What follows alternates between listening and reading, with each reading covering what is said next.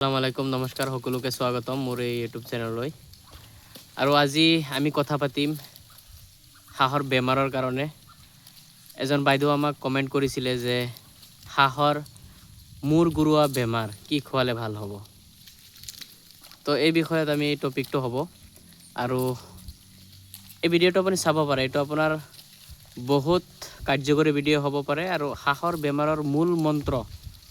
যেটো মূল মন্ত্ৰ যেটো মানুহৰ ভিতৰত ভুল ধাৰণা তাৰ কাৰণে ঠিক আছে তো চাক যে বাইদেৱে সুধিছিলে যে মূৰ ঘূৰোৱা বেমাৰৰ কাৰণে কি খোৱালে কেনেকুৱা হ'ব মূৰ ঘূৰোৱা বেমাৰটো কি বুজিব লাগিব আপোনাৰ যেতিয়া আপোনাৰ পোৱালিবিলাক কোচৰ পৰা ওলাই তেতিয়া এই পোৱালিবোৰক যদি আমি ভালকৈ ব্ৰুডিং নকৰোঁ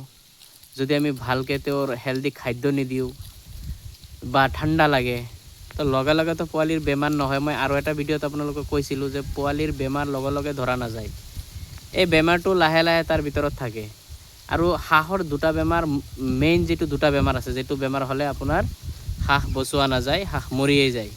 এটো বাইলাক যদি কোনো ক্ষেত্ৰত ভগৱানে বা আল্লাহে বচাই থৈ যায় তো হেতু বেলেগ কথা মূৰ ঘূৰোৱা একচুয়ালি বেমাৰটো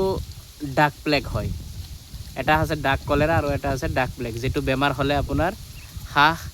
ধৰক 100টাৰ যদি লাগিছে তাৰ পৰা 10টা বা 15টা যদি বাই চান্স বাচি যায় তো হেতু ভগৱান বা ঈশ্বৰৰ কৰিশ্মাত বাচিব নহলে এনেকুৱা বাচি নাথাকে আমাৰ জানামতে ইয়াত মোৰ এক্সাক্ট মই আপোনাক ক'ব নোৱাৰিম কোনটো হাঁহ ইয়াত মোৰ 15টা ডাঙৰ হাঁহ আছে যেটো বাইদেউ কমেন্ট কৰিছিলে যে মূৰ ঘূৰোৱা বেমাৰ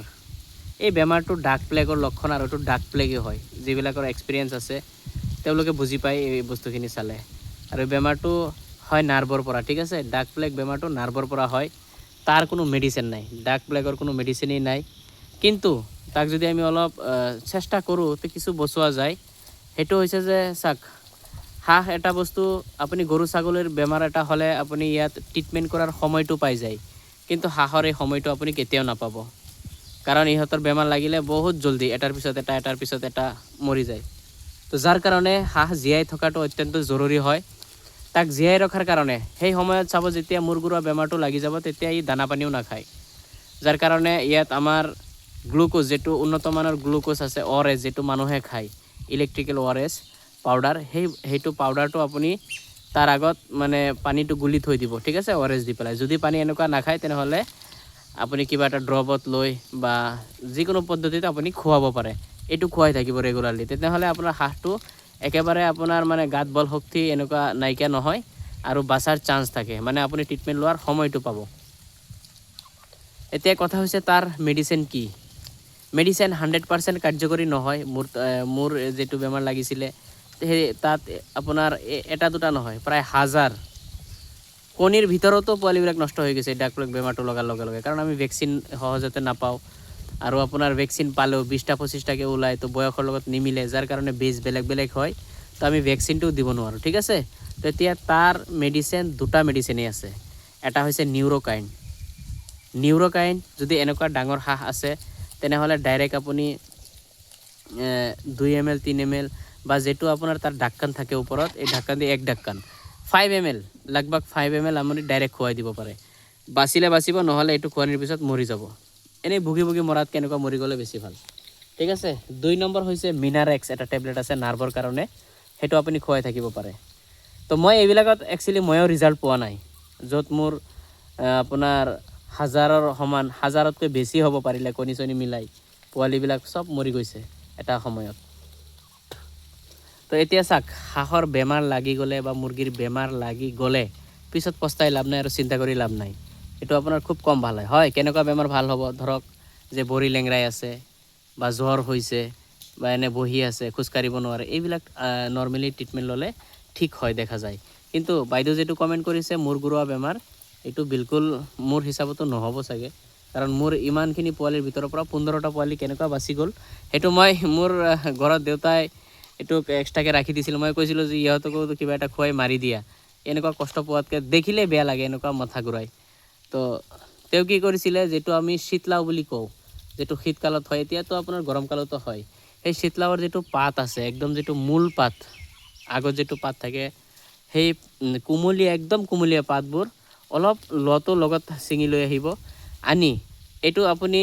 ইয়াৰ পৰা ৰসটো ওলাই ল'ব আৰু এই ৰসটো খুৱাই থাকিব। মোৰ সেই 15টা পোৱালিক লাষ্টত এইটো খোৱাৰ পিছত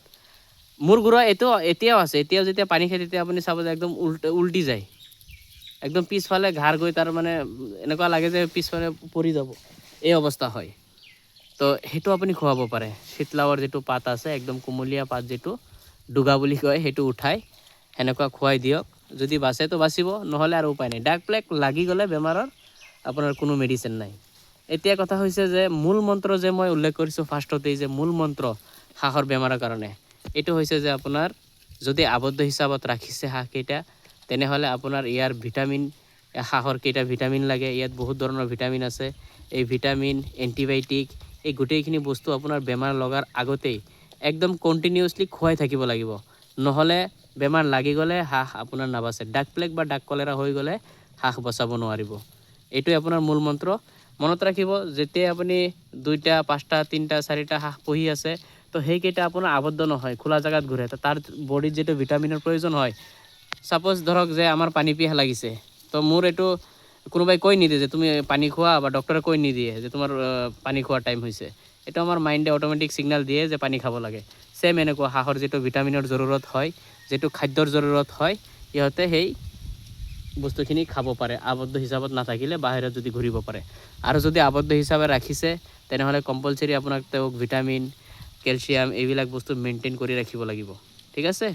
তো ধন্যবাদ। আজিৰ ভিডিঅ'তে এইখিনি। ভিডিঅ'টো যদি চাই ভাল লাগে, লাইক, কমেণ্ট, ছাবস্ক্ৰাইব, শ্বেয়াৰ কৰিব। আৰু মই ভিডিঅ'ত এডিটিং নকৰোঁ, আৰু ভিডিঅ' বহুত কোৱালিটিফুল ভিডিঅ' মই নবনাওঁ। যিটো আছে লাইভ আছে, 1 ছেকেণ্ডো কাটাকুটি নহয়, যিখিনি আপুনি চাব ডাইৰেক্ট লাইভ থাকিব। ঠিক আছে, তো লাইক, কমেণ্ট, ছাবস্ক্ৰাইব কৰিব। যেনেকুৱা বাইদেৱে কিবা এটা ডাউট আছিল কমেণ্ট কৰিছে, তো মই ৰেছপেক্টফুলি তেওঁৰ কাৰণে মই এতিয়াই ভাবিছোঁ যে বেমাৰ এটা হ'লে বহুত চিন্তা লাগে যে কি হয়, পোৱালিকেইটা বাচে না মৰে, এটা টেনশ্যন লাগি যায়। তো যাৰ কাৰণে মই সেইটো গুৰুত্বপূৰ্ণ হিচাপে ভাবি মই এতিয়া ভিডিঅ'টো বনাই দিছোঁ। তো আপোনালোকৰো যদি কিবা প্ৰব্লেম আছে বা কিবা কমেণ্ট কৰিব লগা আছে, কৰিব, মই ভিডিঅ' এইদৰে বনাই থাকিম। ধন্যবাদ।